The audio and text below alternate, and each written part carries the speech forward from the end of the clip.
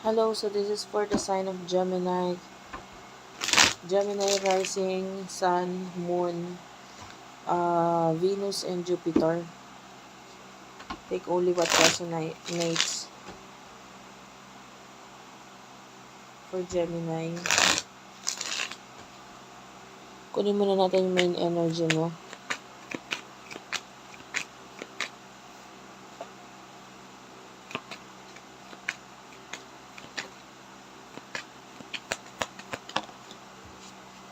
You do have here the Two of Wands and Three of Cups. Yung iba pwede may mga plano with regards to your friends or yung mga kaibigan mo, may some kind of reconciliation, reunion.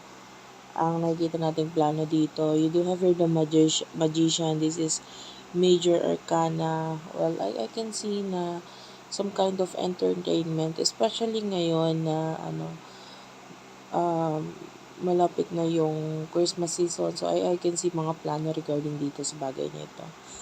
So, ito yung main energy.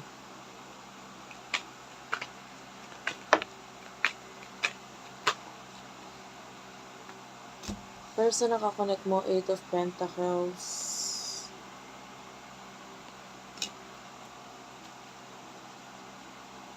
Okay. Eight of Pentacles is here, followed by the Temperance. Meron tayong dalawang kind of person nakakonect na nakikita. Siyempre, mamili ka or kunin mo lang yung energy mo kung saan ka dito. Itong person na to with the Eight of Pentacles, someone who is very workaholic. Temperance, medyo nagtitiis itong person na to regarding sa connection ninyong dalawa. Tapos yung isang person na nakikita natin is the Seven of Wands and the Ten of Swords. I feel like palaban tong person na to, if ever na magkakaroon ng problema itong connection ninyo, willing siyang i-end yung connection, yung relationship, whatever, kasi nandun yung palaban siya eh. And I feel like kung ano yung mga bagay na gagawin mo sa kanya, willing siyang, or definitely, na wag kang, kung ayaw mong masaktan, huwag mong gawin yung mga ayaw mong gawin sa'yo. Kasi nakikita natin yung person na to na kung ano yung mga bagay na gagawin mo sa kanya, yun din naman yung mga bagay na ibabalik niya sa'yo. Okay? So anyway, kunin natin yung mga emotions niya.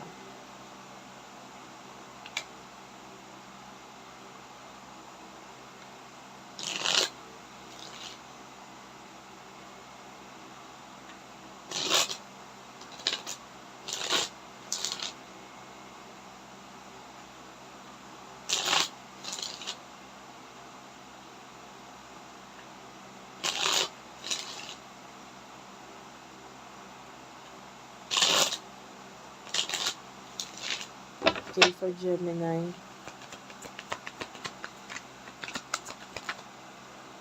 You do have the Lovers.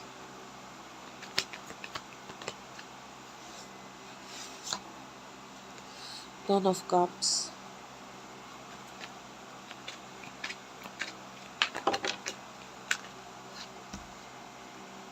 Five of Cups.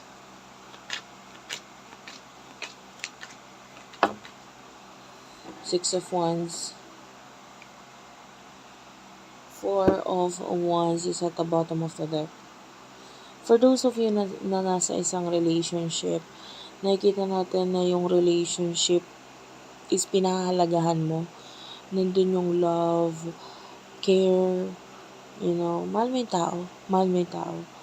And I feel like ang focus mo is maging mas stable pa yung relationship, yung connection, yung pagsasama ninyo ng person na ito. And then for those of you na ang kakonect mo is the one na sabi ko nga na medyo nagtitiis itong person na to sa'yo. Nalulungkot siya, nasaktan siya. Kasi maaaring may mga ginagawa ka na hindi mo alam na nakakasakit na pala sa kanya. So, be mindful sa emotions ng partner mo or ng person na kakonect mo. Kasi, maaaring for you wala lang yon pero para sa kanya big deal na pala yon. For some of you na I can see a person na palaban yung person na kakonect mo. This person is the Six of Wands. Marami siyang accomplishment, victory, celebration sa sarili niya ngayon. I feel like this person is very proud. I don't see na yung focus ng person na sa connection ninyo.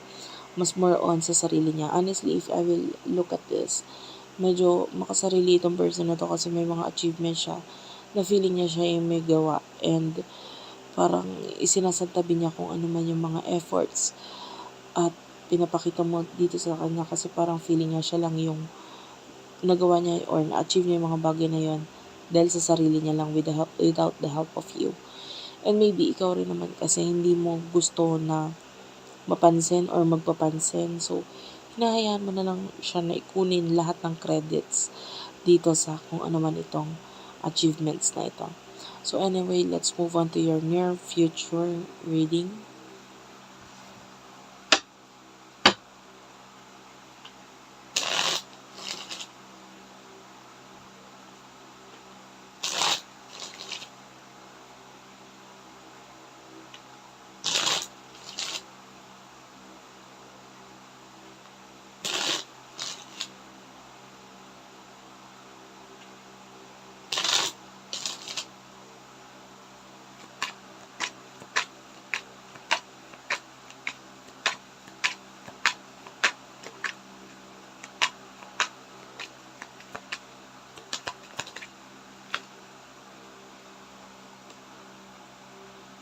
You over the Queen of Swords.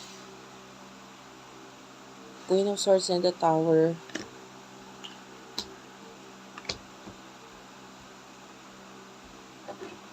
The Nine of Pentacles.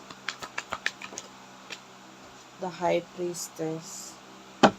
Bottom of the deck is the Ace of Wands. I can see a new beginning for you in the near future, lalo na with the Fool. May mga magsisimula na naman sa'yo. With the Queen of Swords, dun sa iba, I can see possibility of a separation or ending, lalo na with the Tower. Tapos, lalo na yung person mo, kung siya yung Nine of Pentacles, someone na very successful, ganto ganyan. Gusto niya na sa spotlight, and someone na gusto ng mga achievements in life. Kumbaga kasi mas importante para sa kanya yung mga achievements niya rather than sa connection or relationship ninyo. So, para sa kanya, baliwala tong connection na to. Like, sabihin na natin makasarili nga itong person na to, pero might be, I mean, honestly, parang hindi kasi talaga kayo match ng person na to. With the High Priestess, yeah, could be, naging ano lang siya, malaking spiritual lesson sa'yo or vice versa. Naging malaking spiritual lesson ka sa kanya. But, there's a possibility of separation or ending sa relationship or connection ninyo. For some of you, I can see a lot of new beginnings. No? And, yan. New journey para sa'yo. And, this time, nandun yung carefree attitude mo na parang wala na akong pakialam. Maybe in the past, masyado ka kasing nag-focus sa magiging future, etc. But I can see you moving forward nang wala nang pakialam sa kung ano yung kahihinatnan. Basta nandun yung magsisimula ka ulit kasi feeling mo may mga bagay na sa buhay dapat nang i-end. Okay? So, thank you for watching. I love you all and bye-bye.